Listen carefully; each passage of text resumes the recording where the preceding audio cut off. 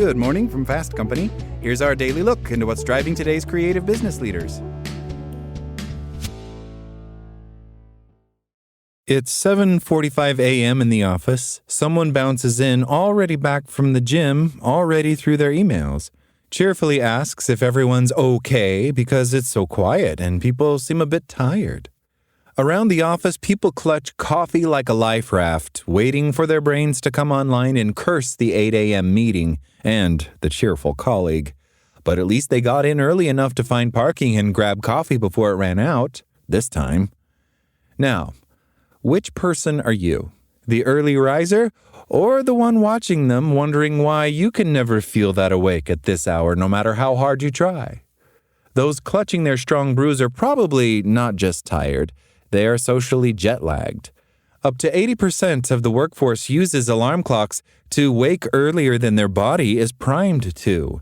That's not a discipline problem, that's a design problem. That coffee isn't a character weakness, and the fact that most humans require chemical and digital intervention to function at socially mandated hours should tell us something important about those hours. Neurodiversity and chronodiversity. What comes to your mind when people mention neurodiversity at work? Many people have heard that neurodiversity refers to ADHD or dyslexia, or they equate it with cognitive diversity, different ways of thinking or processing information. However, these interpretations are narrow and insufficient for supporting neurologically friendly environments. Neurodiversity is neurological diversity, the full range of ways human nervous systems can be wired. It encompasses cognition, emotion, sensory processing, motor coordination, speech, and crucially, circadian regulation, how our nervous systems manage sleep-wake timing, energy fluctuations, and daily rhythms. But the latter is rarely discussed in the context of talent processes in organizations, and hardly ever in the context of neurodiversity. Neurodiversity and chronodiversity are as central to human life as biodiversity to life on Earth.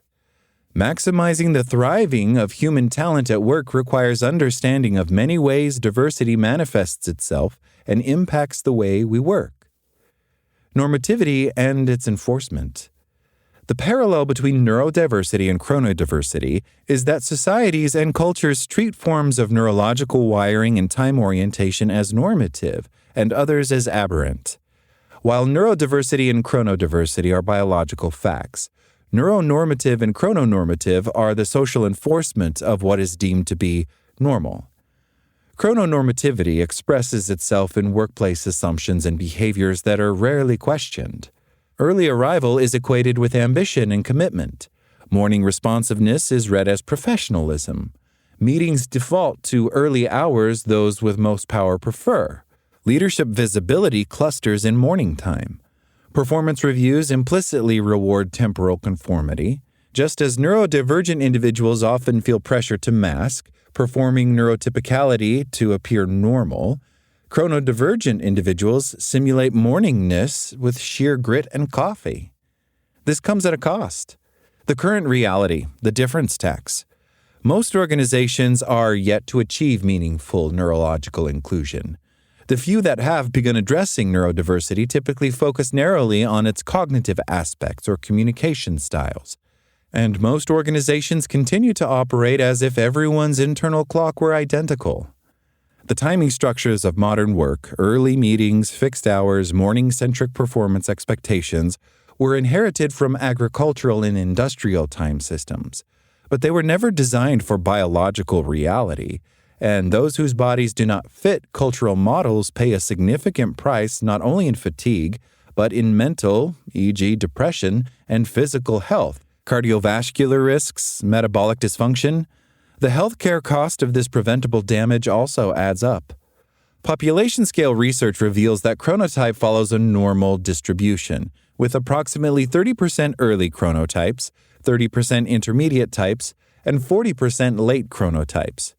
Among specific populations, the distribution skews later. Studies of young adults consistently find the prevalence of evening types. The chronic misalignment between biological and social time, social jet lag that most of us feel, produces accumulating sleep debt, cognitive function loss, and increased health risks. Chrononormativity produces what might be called the chronodiversity paradox. A biological majority is treated as a cultural minority. When late chronotypes struggle with early starts, they are labeled unmotivated and lazy, while mismatches with the system are ignored. Neurodivergent populations are disproportionately impacted.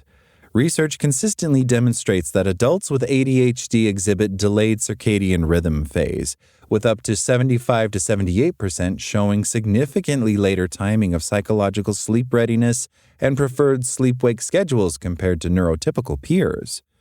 Autistic individuals also frequently experience irregular or delayed sleep-wake patterns. These are not poor behavioral choices or signs of insufficient discipline. They are neurological realities stemming from genetic, neurological, and hormonal processes. A holistic inclusion framework where chronodiversity fits. Early morning meetings exclude late chronotypes from social participation. Fixed schedules ignore cognitive performance variations across the day. Forcing temporal conformity produces emotional exhaustion. Misaligned timing creates physical stress through chronic sleep disruption. Early risers can suffer from misalignment too: night shifts, late-night email expectations, commutes that devour their best creative time. Without attention to chronodiversity, everyone suffers. A workplace that insists everyone perform on the same schedule harms people and limits the expression of their full talent. But applying the holistic and intersectional inclusion principles developed in Ludmila's book, The Canary Code, A Guide to Neurodiversity, Dignity, and Intersectional Belonging at Work, can make much difference. Here are some suggestions for what this might look like. Participation. Include employees in designing schedules rather than imposing flexibility designed by morning normative managers. Those who experienced social jet lag firsthand understand the impact the 9 a.m. optional meeting has on the rest of their day. Designing for people without their input produces policies that look inclusive on paper while excluding in practice. Even when shift work is required, having a choice makes all the difference. Focus on outcomes. For most jobs, productivity has no timestamp. If an employee delivers exceptional analysis submitted at 3 a.m., does it matter they weren't visible at 8 a.m.? When performance evaluations reward responsiveness measured by morning email reply speed, or when commitment is assessed by early arrival, we evaluate temporal style rather than substance. Review your criteria. Do they measure what gets accomplished, or when someone is seen accomplishing it? Flexibility. Remove arbitrary temporal barriers. Genuine flexibility means examining every time-bound requirement. Must this meeting be synchronous? Must it be morning? Must everyone attend the same session? Expanding flexibility to include schedule self-determination supports the vast majority of employees. Both larks and owls can thrive when design is thoughtful and work is aligned around meaning. Organizational justice. Examine schedules and policies from the justice perspective. Are scheduling procedures applied consistently, or do senior leaders get flexibility denied to others? Are decisions free from bias, or do early risers receive more favorable evaluations? Are parking, food, and workspaces available for people of later chronotypes? Transparency. Make temporal expectations explicit.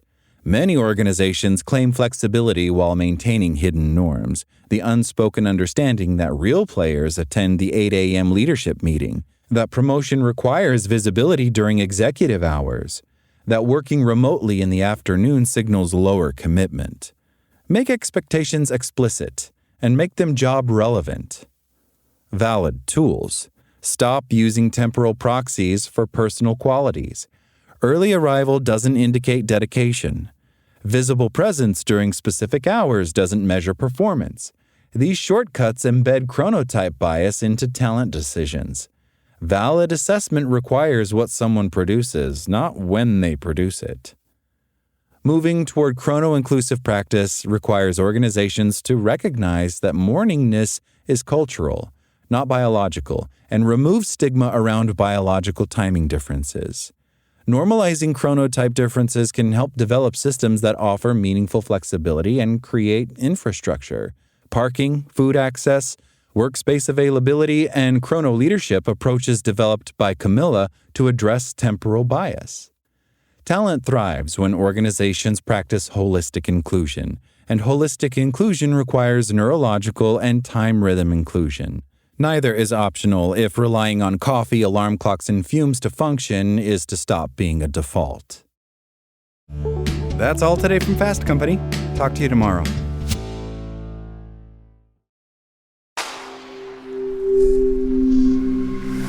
SpokenLayer.